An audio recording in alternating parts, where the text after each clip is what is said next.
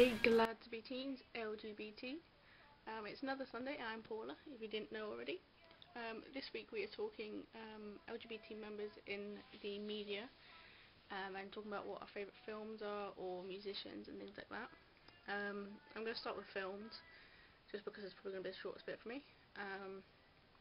I love watching films, but when it comes to thinking of ones that had gay storylines or were primarily just a gay film, I've not really seen that many. My favourite one, you can probably guess it actually, is Imagine Me and You. I think it's such a sweet film, and I love Piper Perabo and Lena Headey, as you probably know already. I also liked I Can't Think Straight. That was a pretty cool film. Girl Interrupted isn't really like a gay film, but I really liked it because we watched it in a psychology class before. I think it was just because we had nothing better to do. We'd finished all the work, so we decided to watch a film. And it has like one kiss in it, which doesn't really classify as a kiss at all, really, to be honest. But I'm just gonna pause for a second because I've just noticed I'm talking really fast. Slow it down. Yeah. So Girl Interrupted was a good film. If you've not seen it, then I think you should. So yeah. I watched, I think it was A Summer of Love, which was the strangest film I think I've ever watched. I would never watch it again. I pretty much feel like I've just wasted like an hour and a half to 2 hours after I watched it of my life, because it was just such a random and crap film. So yeah. What else? Loving Annabelle, I like that one. That's a pretty cool film, but I don't know what it is, but most endings on gay films and stuff like that tend to just be really ridiculous. And they kill one of the characters off, separate them majorly, or I don't know, they don't normally have happy endings. I think that's why I like films that are kind of along the lines of Imagine Me and You and that sort of thing. So yeah. Moving on from films, I'm going to go to music, because I love music. So yeah, favourite artists, obviously you've got Pink. She's bi, so she classifies. Missy Higgins I like my music range is pretty widespread. It goes from anything like modern day acoustic soul kind of music to old metal rock sort of thing. Yeah. So yeah, it can go from anything really. But yeah, Pink, Missy Higgins, Janis Joplin, I love her. 4 Non-Blondes, like they weren't really around for very long, but obviously like Linda Perry is lead singer, and she does a lot in music now, more producing than singing, but she still does sing.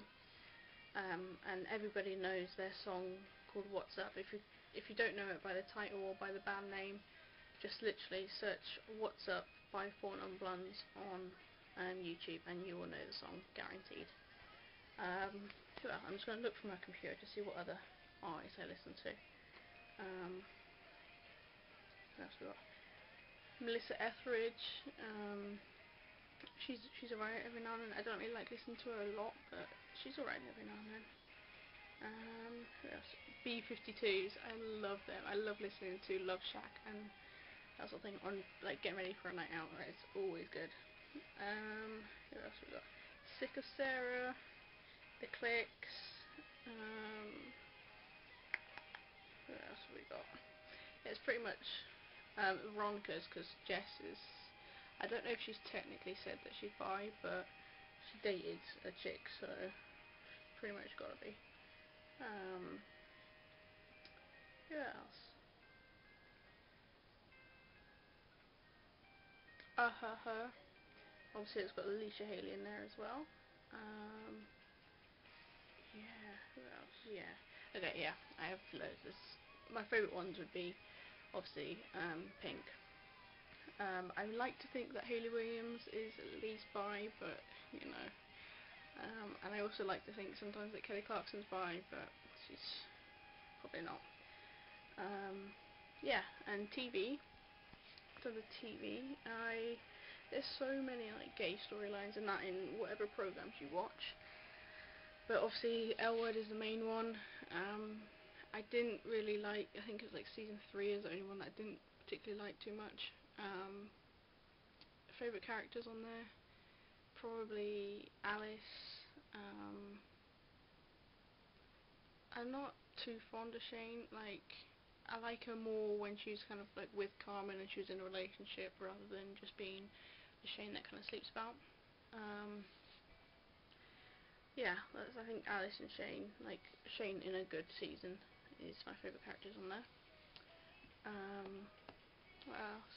I like the thing about TV shows for me, ones that I like usually tend to get axed or don't get the viewers, so they don't really go ahead for a second season.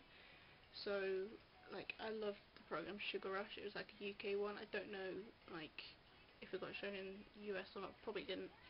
But that had like 2 seasons and then kind of got taken off air. But it was pretty good. Second season was better than the first. Obviously Skins, season 3 and 4 are the best ones in my opinion. Well, I haven't seen 1 and 2, so I can't really judge. But yeah, Skins. I used to always watch Hollyoaks. That was kind of like my little guilty pleasure in a way. But I figured out the other day that I've not seen it since Zoe left. So it's pretty much I just watched it because she was in it. Yeah. I'm so bad. Seriously. What else? I don't know, like, other TV programs either have had a gay storyline that's kind of faded out or they've not really elaborated on it. So things like Bones, the character Angela had, I think her name's Angela. Yeah, Angela had a kind of brief moment where it was brought up but wasn't really elaborated on. I don't know.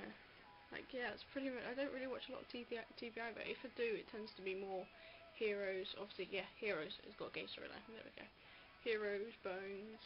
I watch like LA Inc. and Ink Wars, that sort of thing. But yeah, everything's pretty much got a gay storyline in now. So yeah. Moving on. My computer's like having a life of its own. Right. Do you think it's still lacking? I'll cover that next bit. I do think that kind of we need a lot more presence in the LGBT community, sort of standing up and being more vocal within the media. It has come on a hell of a lot in the past, I don't know, 5-10 years or whatever. And I think there's less people afraid to stand up and say that they're gay in the media now, like whether they're actors, singers, whatever. Like, there's less people afraid to do so. And I think people who try and hide the fact that they're gay or bi or whatever, kind of just pretty much worsen it for us. I think if they just pretty much be open, and I'm not necessarily like saying be that open that this giving every part of their life away, I'm not saying that at all, but just kind of like not being afraid to say it, and if somebody asks them, then don't deny it, sort of thing, you know.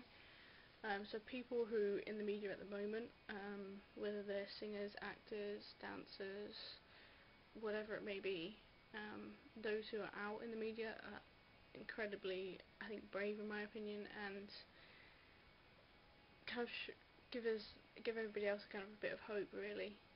It has come on a great deal, and there are a lot more people vocally open in the media, but I think we do need more, definitely.